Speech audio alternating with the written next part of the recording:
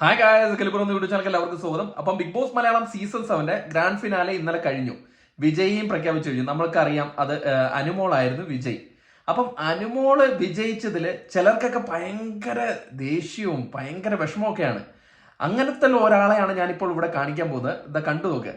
ഇതാണ്, അതായത് കട്ടപ്പ ശൈത്യയ്ക്ക് അനുമോള് ജയിച്ചതിൽ യാതൊരു സന്തോഷവുമില്ല. സന്തോഷം വേണ്ട, ദേഷ്യമാണ് അവരുടെ മുഖത്ത്. അയ്യോ, അനുമോളാണല്ലോ കിട്ടിയത്, അനുമോൾക്ക് എങ്ങനെ കിട്ടി എന്നുള്ള രീതിയിൽ. ഇവരെ കുറിച്ച് ഇതിനു മുമ്പ് ഞാൻ പല കാര്യങ്ങൾ കേട്ടിട്ടുണ്ട്. കാരണം പണ്ടൊരു റിയാലിറ്റി ഷോയിൽ അമൃത ടി വിയിലാണെന്ന് തോന്നുന്നു, ഒരു ഡാൻസിന്റെ എന്തോ റിയാലിറ്റി ഷോ ആണെന്ന് തോന്നുന്നു. അതില് ഇവർക്ക് തേർഡ് പ്രൈസാണ് കിട്ടിയത്. ഇവർക്ക് ഫസ്റ്റ് പ്രൈസ് കിട്ടാഞ്ഞിട്ട് ആ പ്രൈസ് മേടിക്കാണ്ട് ഇവരുടെ അമ്മയും ശൈത്യയുടെ അമ്മയും ശ്വേതാമാനന്റെ കയ്യിൽ നിന്ന് ആ പ്രൈസ് മേടിക്കാണ്ട് ഇറങ്ങിപ്പോകുന്ന സീനൊക്കെ ഞാൻ കണ്ടിട്ടുണ്ടായിരുന്നു. അതുപോലൊരു കൊടും വിഷമായി മാറിയിരിക്കുകയാണല്ലോ ശൈത്യ. ഞാൻ ഒരു കാര്യം പറയട്ടെ, ഇതൊരു ഗെയിം ഷോയാണ്. അതിൽ പോയി ഗെയിം കളിച്ചു, അവിടെ ഗ്രഡ്ജ് വെക്കാണ്ട് അത് കഴിഞ്ഞു.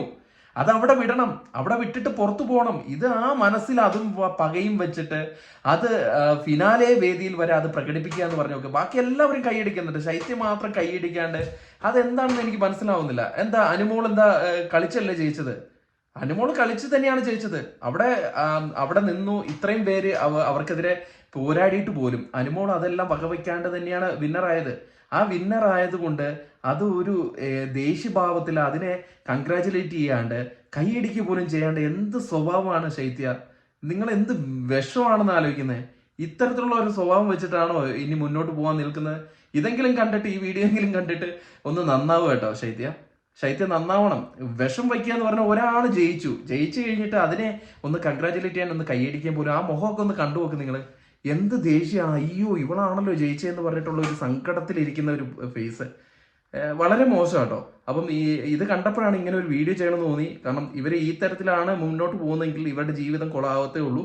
ഒരാളോട് ദേഷ്യം വെച്ചുകൊണ്ട് ഇമാതിരി പരിപാടി കാണിക്കുക. അതിനുള്ളിൽ കഴിഞ്ഞു, ബിഗ് ബോസ് കഴിഞ്ഞു, 100 ദിവസം കഴിഞ്ഞു. ഇനി നിങ്ങൾ നിങ്ങളുടെ ലൈഫാണ് ജീവിക്കേണ്ടത്. അതിനവിടെ വൈരാഗ്യവും ഗ്രഡ്ജും വെച്ചുകൊണ്ട് മുമ്പോട്ട് പോകരുത്.